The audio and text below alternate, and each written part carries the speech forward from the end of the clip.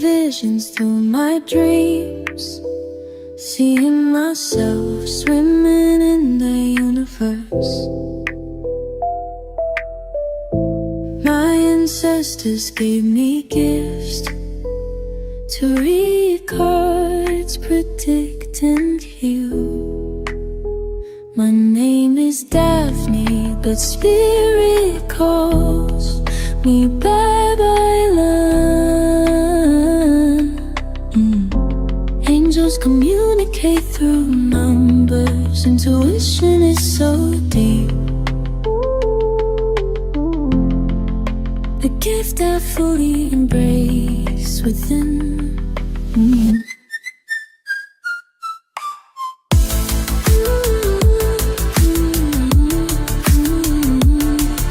Hello po Taurus, welcome po sa inyong reading. So this is for April 15 to April the 21st reading.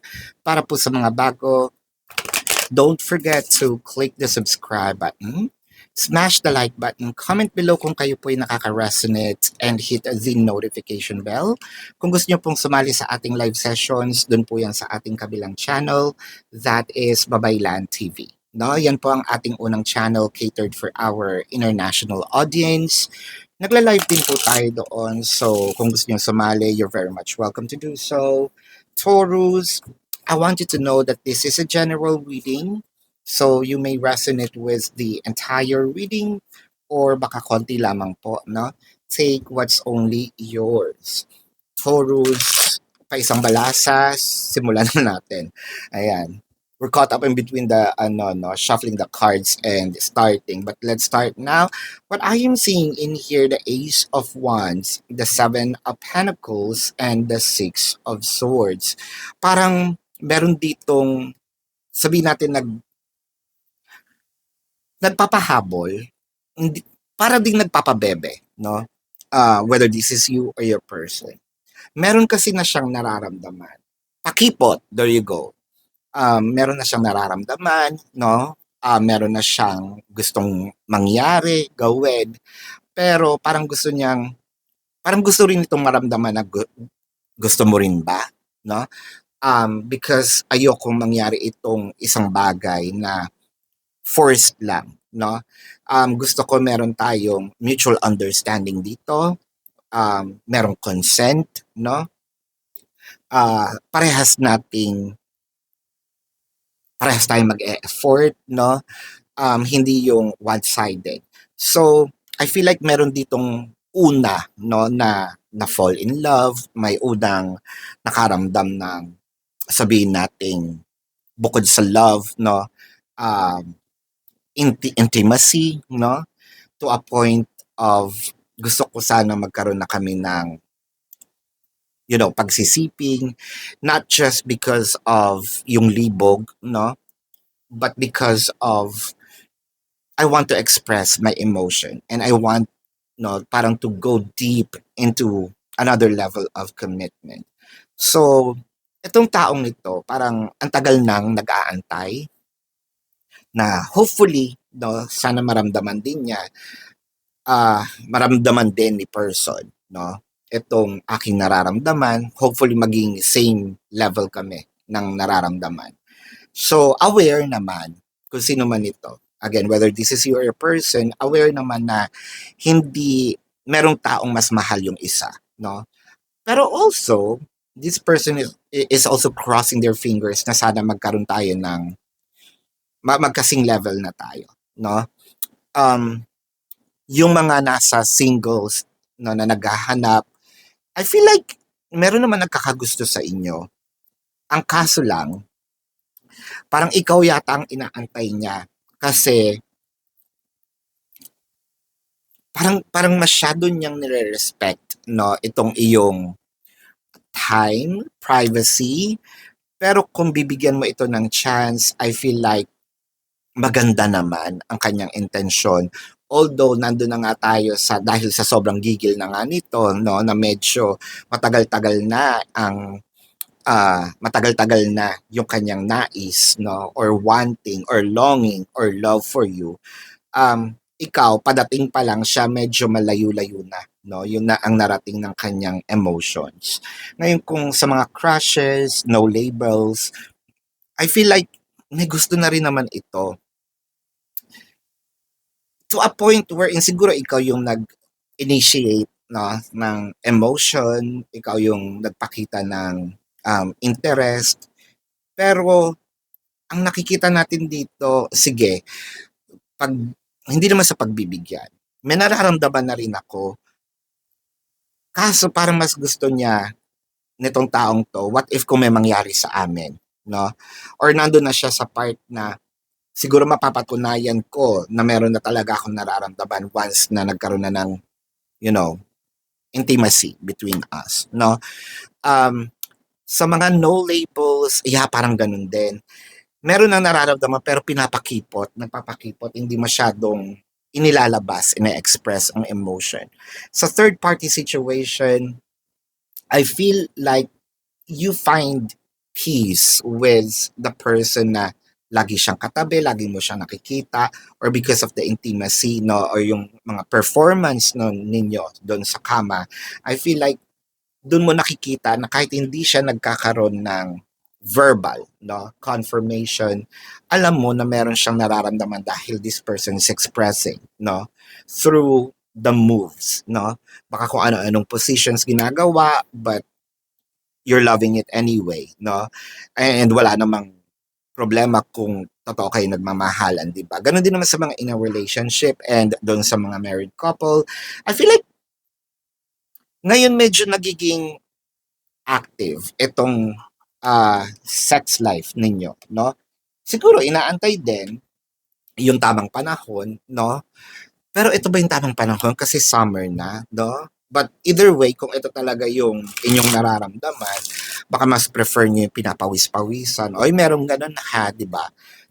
Sige, patayin mo yung aircon, patayin mo yung ano, yung electric fan because gusto kong maramdaman yung pawis, di ba? May mga ganun din eh. But chaos and conflict. So nagkaroon ng issues, no? And I feel like that's the reason bakit medyo mabagal itong takbo ng relationship with the Eight of Cups, the Hermit, and the King of Wands. So, I feel like meron ditong tumahimik and I feel like this is your person, no? So, nung tumahimik si person, tumahimik ka na rin. Yung iba sa inyo nagkaroon ng challenges, nagkaroon ng separations, whether this is physical or energetic, no? Physical separation para po sa mga bago, that's literally it, no? Yung in physical, magkahiwalay kayo. Energetic, pwedeng nakikita naman kayo pero hindi kayo nagkakausap. Madalas nangyayari energetic sa mga in a relationship or especially sa married couple, no? Pwedeng nakikita tayo sa isang bahay, nasa isang kwarto pero hindi tayo gano'n nag-uusap. I feel like medyo nagkalayo, no? Merong nagkaroon ng gap itong inyong relationship. Chances are that someone here fall out of love for some reason. Singles, what I am seeing, Taurus, I feel like lumayo itong person na ito, either natakot, no? Or pwedeng ikaw din yon, natakot sa commitment. And then, bumalik na lang itong conversations uli. Pero hindi naputol eh, no? Itong connections ninyo. Sa mga may crushes, baka kasi nagka-crush siya sa iba or may iba kang naging crush and it felt like naputol din itong communication, no? Ngayon nanunumbalik. No labels, I feel like nagkaroon ng relationship to or, kumaliwa tayo, naghanap tayo ng iba because walang nangyayari and then we goes back to having a communication with this person again, no? In a relationship and married couple, ito yung sinasabi nating medyo nanahimik lang, lumamig, lumamlam, hindi nagkaroon ng chance para, well, I think this is the chance, pero that time, hindi nagkaroon ng chance para pag-usapan kung ano yung naging issues. Now, with the Eight of Chalice, clarified by the Three of Cups, and the Four of Wands. Timing na timing yung pag-clarify natin dito kasi kahit meron pa man those in a relationship, married couple, and probably that third party situation, nandito rin yon. Tamang-tama yung pag-flip natin or pag-get natin ng another cards to clarify. The Eight of Cups kasi represents yung mahal kita, pero kailangan kong lumayo muna or talikuran muna ito, no, because of some of these chaos and conflicts. Now, pero nakikita natin ngayon is pagbuo, no, bubuuin uli yung relationship, um with the time for a nap.